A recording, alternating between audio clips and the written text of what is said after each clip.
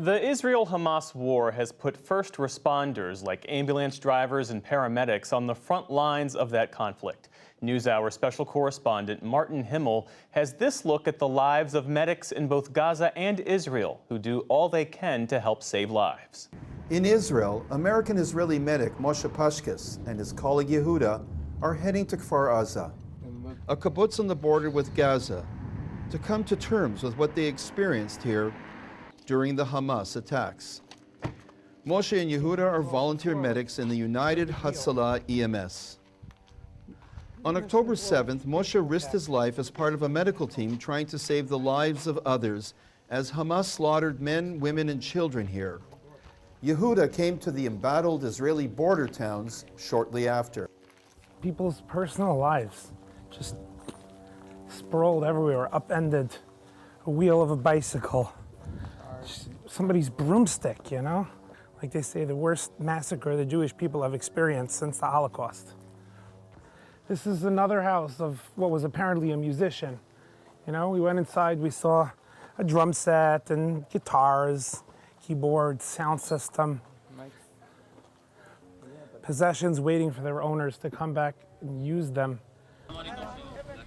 We set up a sort of field hospital, a triage center, if you will. This one is not so urgent, he can go in a car. This guy is more urgent, he needs an ambulance. This one is so urgent, he needs a helicopter. The flood of dead and wounded was overwhelming for the first responders. Dozens of patients, literally, without exaggeration, dozens of patients came through.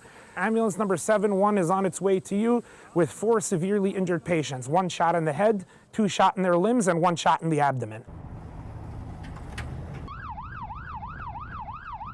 Moishe lives in Jerusalem. He often serves as an ambubike medic. Moshe usually gets to the scene up to 10 minutes before an ambulance and gives a life-saving first response.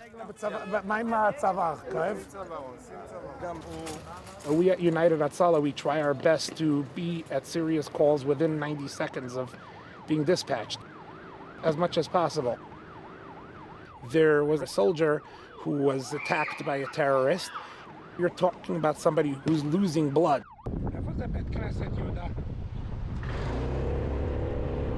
So every second counts. The sooner you get there, the sooner you can put on a tourniquet, the sooner you can save someone's life.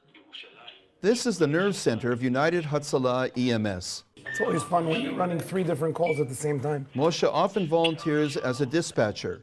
He recalled the horrors of October 7th. On that screen over there, we have a thing that alerts us to every single red alert in the entire country, the rocket sirens. A volunteer responded to a rocket attack that basically went right down the core of the building. It landed on the roof and went right down the stairwell, and it killed 3 people and wounded easily more than 10 other people. When I say wounded, I mean like, you know, dismembered limbs and stuff.